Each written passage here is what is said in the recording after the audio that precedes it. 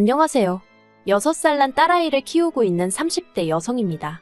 익명의 힘을 빌려 제 이야기를 좀 해볼게요. 사람이 염치가 없어도 분수가 있지 제가 오래 산 것은 아니지만 저희 신우 같은 사람들은 살면서 처음 봤습니다. 솔직히 말할게요. 저도 그냥 평범한 사람일 뿐이지 제가 무슨 효녀심청이나 천사도 아니고 저라고 매번 좋아서 어머님께 잘해드린 것은 아니에요. 어떤 날은 어머님에 대한 사랑과 연민이 있기도 했지만 또 어떤 날은 그저 자식이기 때문에 며느리의 도리로. 단, 확실히 말할 수 있는 건 제 딴에는 어머님께 최선을 다했습니다. 그리고 그게 딱히 뭔가를 바라고 한 것도 아니에요. 아니, 까놓고 말해서 뭐 나올 거나 있어야 바라기라도 하지요. 유세 부리자고 생색내자고 한 일은 더더욱 아니었고요.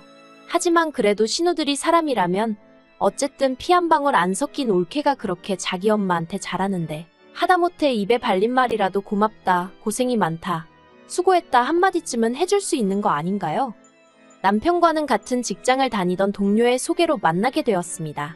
사귀는 동안에는 일단 제 성격이 남의 사생활에 크게 관심을 두는 편도 아니고 해서 남편의 가족관계라던가 경제적 배경 같은 것은 본격적으로 결혼 이야기가 나오기 전까지는 궁금해한 적도 없고 묻지도 않았네요. 솔직히 연애하는 동안에는 남편이란 사람 하나만 보고 만났거든요.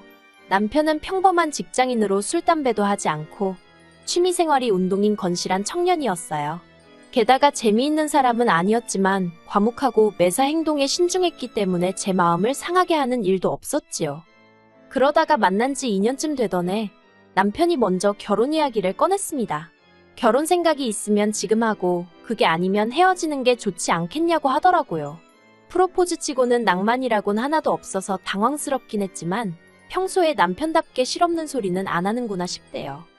그런데 막상 결혼을 진행하면서 생각지도 못한 상황을 마주하게 되었습니다. 어디서부터 이야기해야 할지 모르겠지만 일단은 가족관계부터 이야기해볼까요?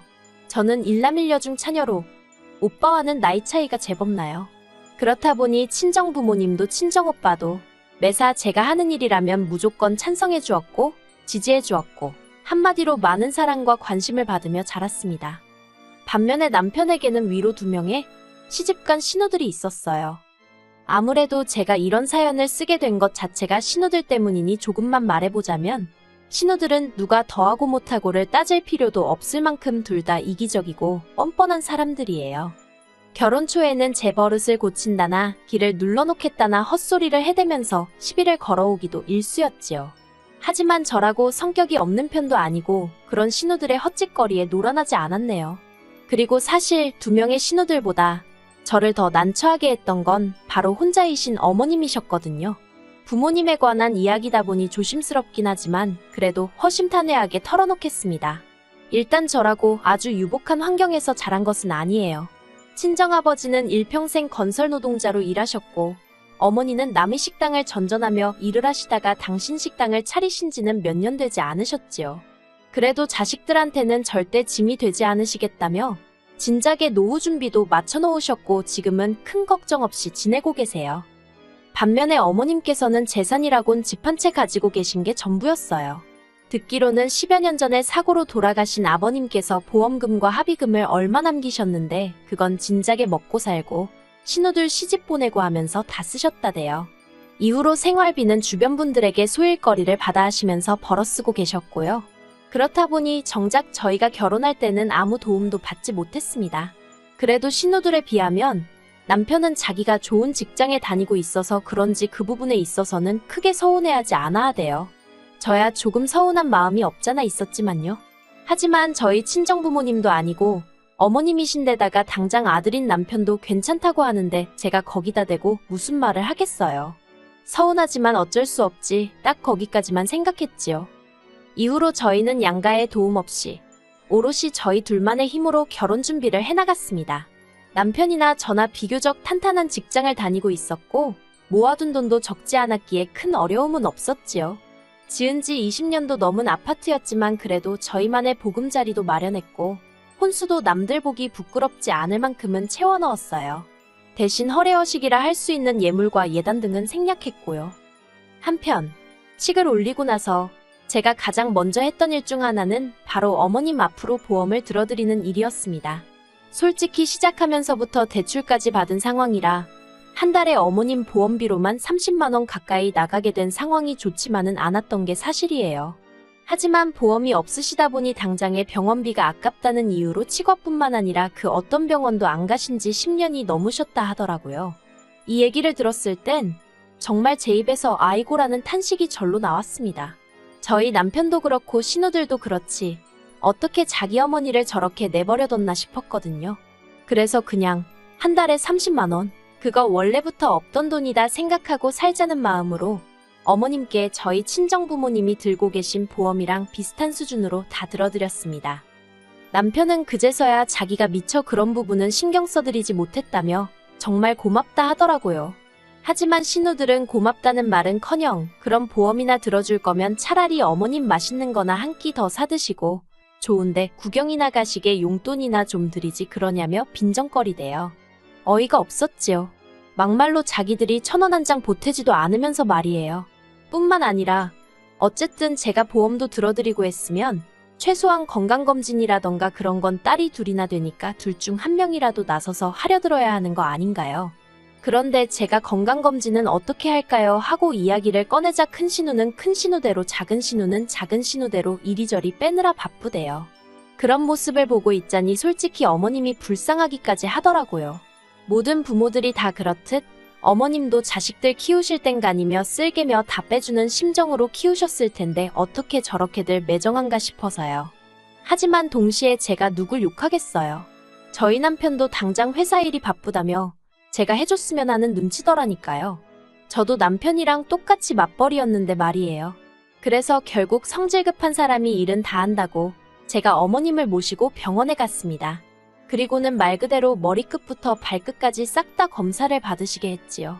그리고 평소에 어머님께선 당신은 아무렇지도 않다, 멀쩡하다 하셨지만 결과는 좋지 않았어요. 당장 죽을 병은 아니었어도 여기저기 안 좋은 곳이 많았거든요. 의사 말로는 가족들이 지속적으로 관찰하고 도와드리면 당장은 아니어도 충분히 나아질 수 있다고 했지만 남편이나 신우들을 떠올렸을 때 그 사람들 중 누가 어머님을 지속적으로 관찰하고 보살펴드릴까? 의구심이 들었네요. 그뿐만이 아니었습니다. 어머님의 치아 중 멀쩡한 건 정말 몇 개 있지도 않더라고요. 치석은 물론이고 흔들리고 심지어 빠진 이도 있는 걸 자식들 중 아무도 모르고 있었다는 게 너무 충격이었어요. 그래서 임플란트며 뭐며 10개도 넘는 이에 1,000만 원도 넘는 돈이 들어갔습니다.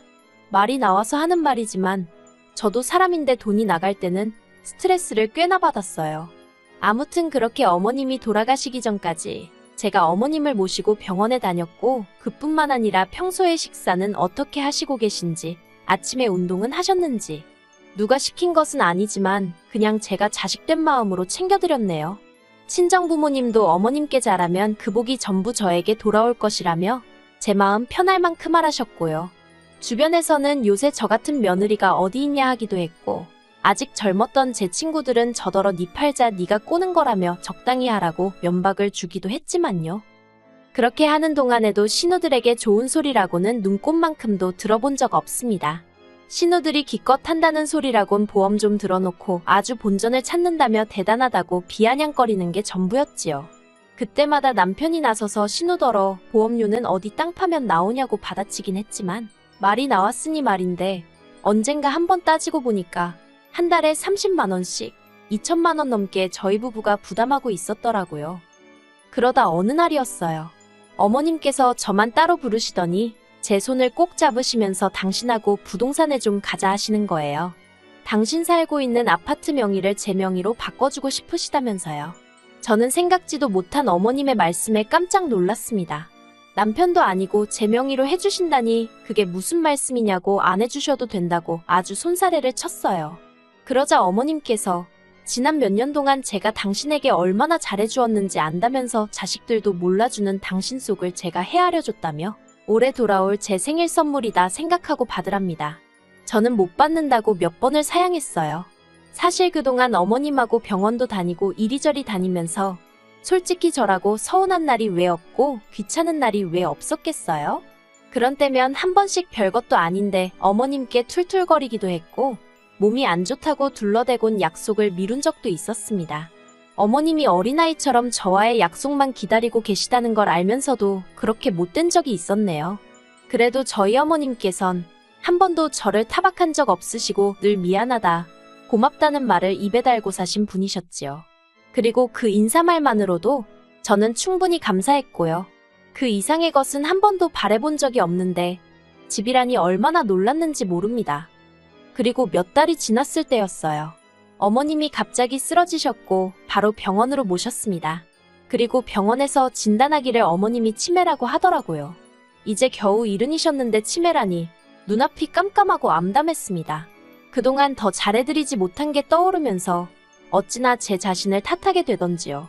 돌이켜 생각해보니 이따금씩 어지러워하셨고 전에 없던 건망증 증세도 보이셨던 게 기억이 나대요. 다만 병원에서는 별말이 없었으니 그냥 나이 때문인가 보다 하고 넘겼던 제 불찰이었어요. 신우들은 그런 저를 두고 한심하다 어쩌다 말이 많았습니다. 그렇게 어머님한테 잘하는 척하더니 이게 다 무슨 꼴이냐면서 빈정대기 바빴지요. 그리고는 신우들이 어이없는 이야기를 해왔습니다. 어머님을 바로 요양원으로 모셔야겠다는 거예요. 어이가 없어서 치매 환자한테 원래 살던 공간이 얼마나 중요한지 모르냐고, 그리고 어머님은 이제 초기 증상이라는데 무슨 벌써부터 요양원 타령이냐고 제가 화를 냈어요. 어머님은 원래 당신 집에서 살게 하시고 자식이 셋에 며느리 하나 사위가 둘 총 6이다. 6이서 돌아가면서 들여다보면 되지 않겠냐고요. 참고로 신우들 다 전업주부예요. 시매부들이 돈을 잘 버는 것도 아니라는데 뭐 하긴. 신우들이 어떻게 살 건 간에 그거야 자기들이 알아서 하는 일이니 제가 이러쿵저러쿵 할 것도 아니지만요. 그런데 신우들의 시커먼 속내를 알게 된 건 그 이후로 며칠이 흘러서였어요. 어머님이 저한테 울면서 전화를 해오셨는데 좀 전에 신우들이 집에 찾아와서는 집을 팔라고 어머님한테 소리를 지르고 말 그대로 폐악질을 했더라고요. 집을 팔아야 어머님 요양원비도 내고 할 거 아니냐면서 자기들 살기 힘든 거 모르냐고 정신 멀쩡하실 때 나눠줄 거 나눠주고 가시라는 막말을 해댔답니다. 정말 이상했어요. 남편 말로는 신우들이 크면서 크게 희생을 하고 그런 것도 없답니다. 실제로 저희 신우들 둘 다 대학물 먹었고 시집갈 때 어머님이 돈도 제법 해주셨어요.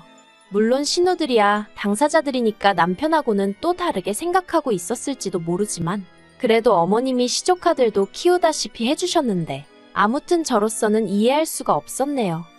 어머님께서는 당신은 요양원에 가기 싫다고 저한테 우시고 그렇다고 저라고 어머님을 모시고 살자니 옆에서 챙겨드리고 사는 거랑 같이 사는 건 완전히 다른 이야기잖아요. 이러지도 못하고 저러지도 못하고 저도 난처하더라고요.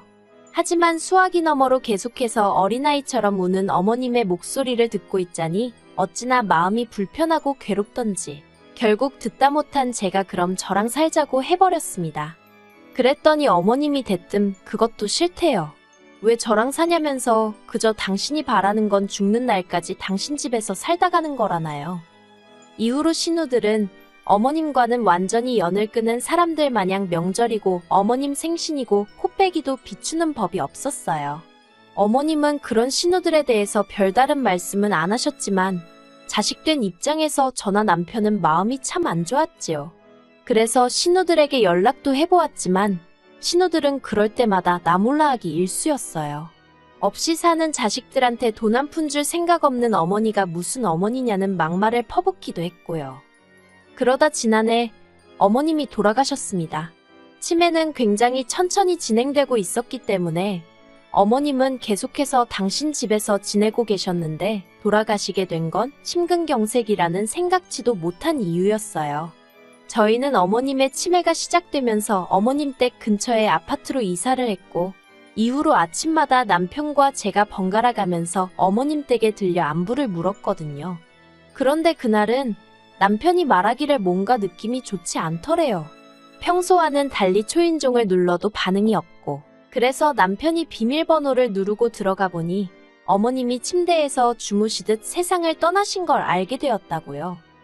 예상보다 너무 일렀던 이별 때문에 몹시 슬펐고 그렇게 경황 없이 어머님 장례를 치렀습니다. 하지만 그런 와중에도 신우들은 뭐가 그리 급한지 어머님 명의로 된 아파트를 빨리 정리를 하지 못해 안달이대요. 신우들은 자식들이 전부 다 동의를 해야 집을 처분할 수 있다면서 힘들어하는 저희를 하루가 멀다 하고 불러내고 연락하고 괴롭혀댔지요. 솔직히 사람이 맞나 싶더라니까요. 그런데 알고 보니 어머님 명의로 되어 있던 줄 알았던 집은 진작에 팔린 상황이었어요. 어머님은 그 집에서 월세로 거주하고 계셨더라고요. 도대체 언제 이런 일이 있었던 건가? 저도 도무지 알 수가 없었는데 신우들은 다짜고짜 저를 의심하며 돈을 어디로 빼돌렸냐고 악을 쓰대요. 어이가 없었지요. 제가 뭐 거짓말을 했거나 정말 신우들 말대로 어머님 재산을 빼돌리기라도 했으면 어떻게든 덮어보려고 거짓말이라도 했겠지만 한 게 없는데 무슨 변명을 하고 거짓말을 할 수 있었겠어요. 신우들은 저를 콩밥을 먹이네 어쩌네 난리도 아니었지만 저는 솔직히 뭐라고 짓거리든 귀에 들어오지 않았습니다. 그저 어머님이 돌아가신 게 그 집에서 살게 한 제 잘못 같고 어떻게든 진작에 모셔오지 않은 게 죄송하고 그랬거든요.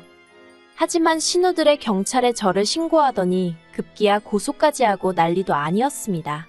저를 정말이지 어머님 재산이나 빼돌림 파렴치 안으로 몰아가는데 급급하더라고요. 하지만 당장 어머님과 저를 아는 사람들만 하더라도 빼돌려도 그 집 딸들, 그러니까 신우들이 빼돌리지 며느리는 그럴 사람이 아니라고 할 만큼 모든 게 저에게 유리한 상황이었어요. 무엇보다 저는 결백했고요. 그리고 결과는 당연히 신우들만 변호사 쓰고 어쩌고 하느라 헛돈 날렸지요. 하지만 저도 내심 도대체 어머님이 그 돈을 다 어디다 두고 가신 걸까 하고 궁금하긴 했네요. 그 비밀은 생각지도 못한 데서 알게 되었습니다. 남편이었어요. 신우의 말도 안 되는 소송이 마무리되고 나서야 남편이 저한테 1억 5천이 든 통장을 건네주더군요. 생각지도 못한 큰 금액이 든 통장에 이게 뭐냐고 물으니 어머님이 제 앞으로 남기신 거랍니다. 집을 주려고 했더니 도통 받질 않아서 남편에게 전해주라 하셨다고요. 이렇게 받으면 법적으로 문제가 되지 않냐 하니까 어머님 정신 온전하실 때 어느 정도 다 알아보고 해결해 두신 돈이라며 저더러 신경 쓸 거 없다대요. 그런 말까지 들으니 황당하고 놀란 마음도 마음이지만 어머님께 죄송한 마음이 더 커져서 말 그대로 눈물이 쏟아지대요. 사실 요즘 사람들이 하는 말이 효도는 셀프라느니 시부모는 남편 부모라고 남편이나 잘하면 되지 며느리는 그럴 거 없다 하잖아요. 그 말도 틀린 말은 아니겠지만 사실 시어머니는 시어머니대로 며느리는 며느리대로 서로 아껴주고 위해주면 그렇게 힘든 사이는 아니거든요. 적어도 저와 어머님은 그랬어요. 그래서 어머님이 그 큰 돈을 어떤 마음으로 남겨주신 건지 잘 알겠더라고요. 그 돈은 이후로도 지금까지 한 푼도 쓰지 못하고 들고만 있어요. 생전에 저희 딸을 그렇게 예뻐해 주셨으니 나중에 딸아이 등록금으로 쓸까 그런 생각 정도는 하고 있네요. 그리고 돈에 관해서는 신우들에겐 비밀로 할 생각이에요. 하늘에 계신 자기들 어머니 마음을 헤아리긴커녕 뺏어가지 못해 안달이 날 텐데. 솔직히 소송하는 동안 어찌나 기가 빨리고 힘들었던지 더는 인간으로 보이지도 않고 상종도 하기 싫거든요. 한편 남편에게는 고마운 마음뿐이에요. 사실 저한테 전해주지 않았다고 해도 저는 끝까지 몰랐을 거잖아요. 그래서 이 일을 계기로 남편과 제 사이는 더 끈끈해져서 평생을 서로 의지하고 살 수 있겠다는 확신이 드네요.